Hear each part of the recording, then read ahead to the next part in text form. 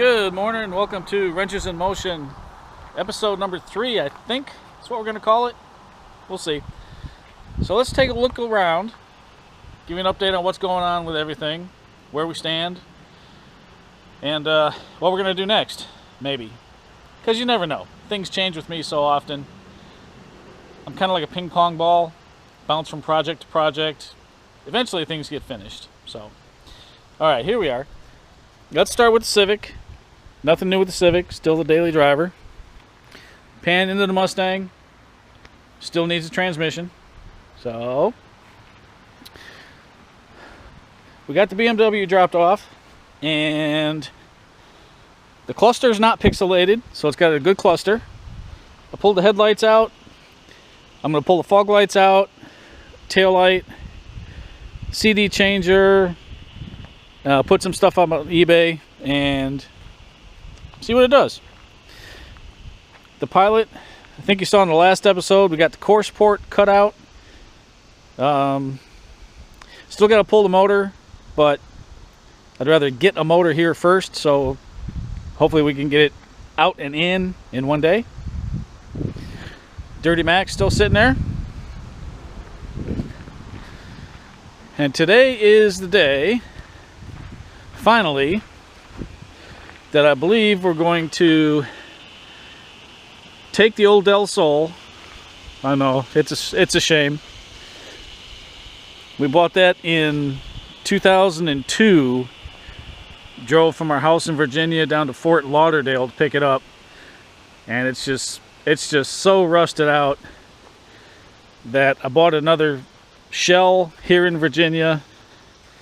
I mean, look at this, where the bumper goes, it's just all cheese rusted. Blech.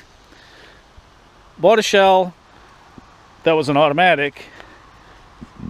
Cut the floor out of this a little bit. Took the drivetrain, put it in the shell, made the shell a 5-speed.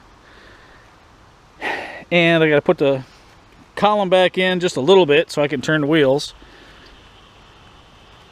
And there may still be some parts I can get off of here, but nothing that I need since I don't have a Del Sol anymore. I already took the front suspension off, the rear suspension, the struts are off of it. I had a set of Skunk 2 Pro FC coilovers on it, and those things rode so rough, I do not recommend them. Over here, this CRV still has no exhaust, still has the interior all torn apart, because I just walked into a spider web, and that's nice. Oh, that's a good one too, nice and strong. Yeah, why do I have the interior still torn apart in here? To tell you the truth, I'm not. Oh, it's spider web. Oh, I don't know if you can see it. It's like all over the place. Get off of me. Ah. It's a strong web to be there. Okay, walking over to the green CRV. Still has no exhaust. The interior is all still torn apart. And you're probably wondering why it's all torn apart. The reason the front part's all torn apart is because I'm getting no power over here for the mirror or the power door locks. So I believe it's either in that junction, which I don't know if you can see it, or it's in the wiring going over, because I do have power at the fuses, which means it's probably in that wiring harness right there.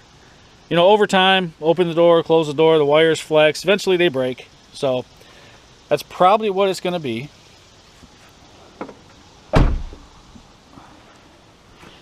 And then if you look in here, you can see the skunk parts.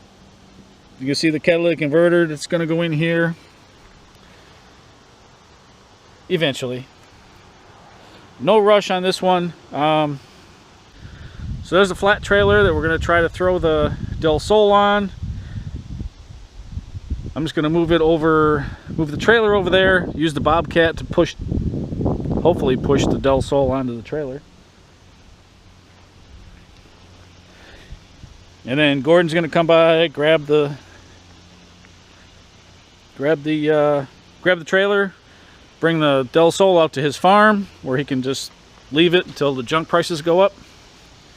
And there's the John Deere, the Bobcat that we're going to use. We got the John Deere tractor, which is going to come up in an episode because I have to do some work to that. And we got the blue CRV. I just realized I forgot to update you on the Stealth. The Stealth transmission is done. And I know you can't see it, but it's parked out by the road for sale. So hopefully I can get the Stealth sold, even though I don't want to.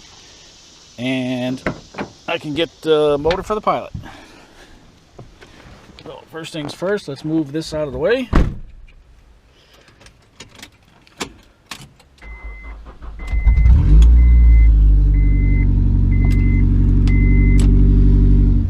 Not bad with 367,000 miles on it.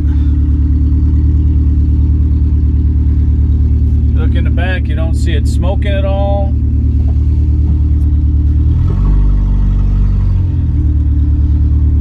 I'm just trying to figure out where to put this in for the time being.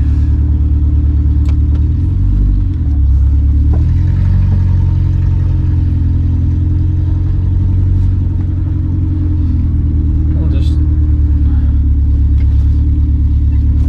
throw it in the woods here.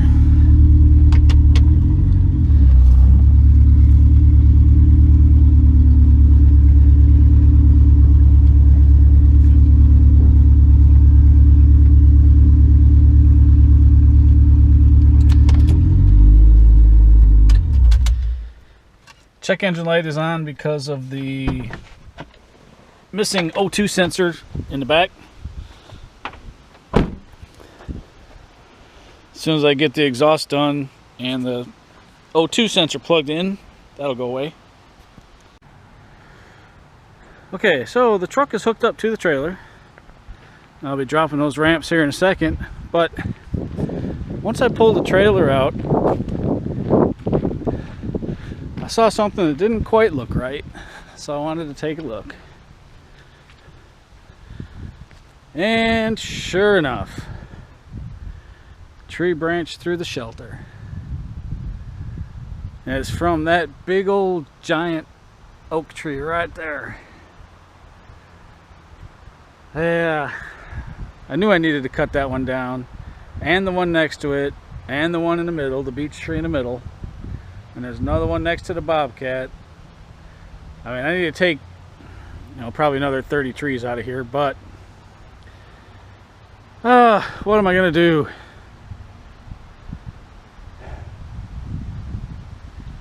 We'll figure out something, I guess. How big is this branch?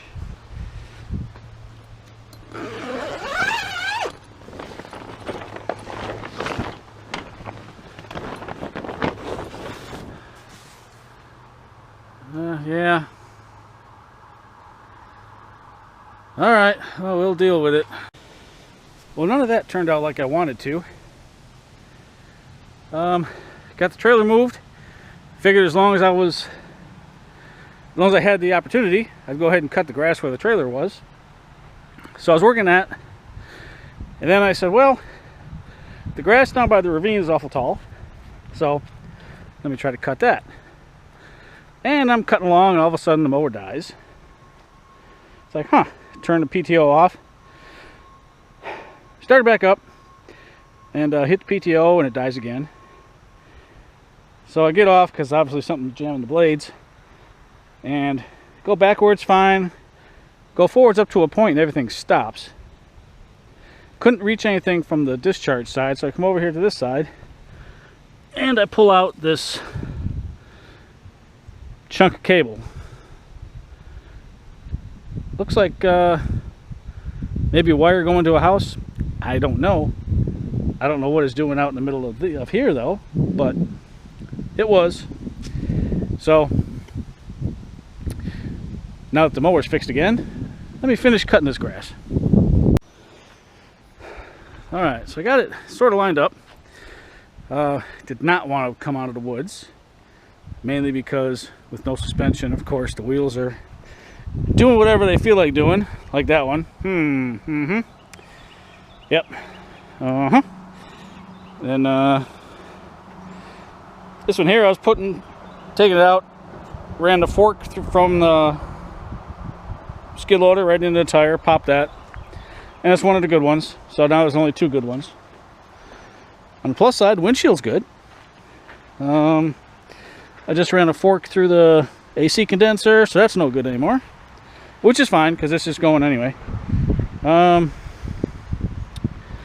Yeah, so what I'm gonna do now is just kind of hook the steering column up, maybe zip tie it up there so we can steer it, because we only got to go that far. All right, so we got the steering wheel kind of mounted. Zip ties work. All right, I'm gonna try to set the camera here and let you watch as I bring it up on the trailer. The fun way.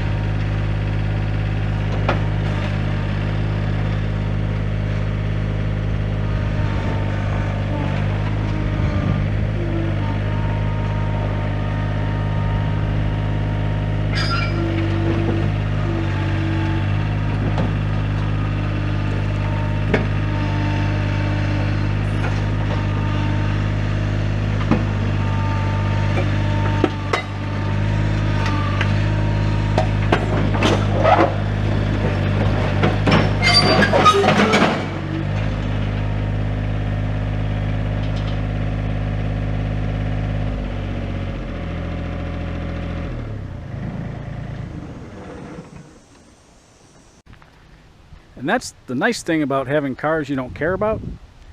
It don't matter how you get them on the trailer. Just get them on there. I mean, heck, I don't know how high I had the back end. Obviously enough to make the front end dig into the trailer, but that's okay, wood's cheap. And as you can see, I kind of pushed the truck, but that's all right. Okay, I don't know if Gordon's gonna strap it down or if he wants me to strap it down. But I'm ready to push the trailer back there and drop it and get it disconnected from the truck, because he's going to borrow the trailer, he's not going to borrow the truck. And then hopefully we'll get rid of this one and we'll be down to, I don't know how many cars.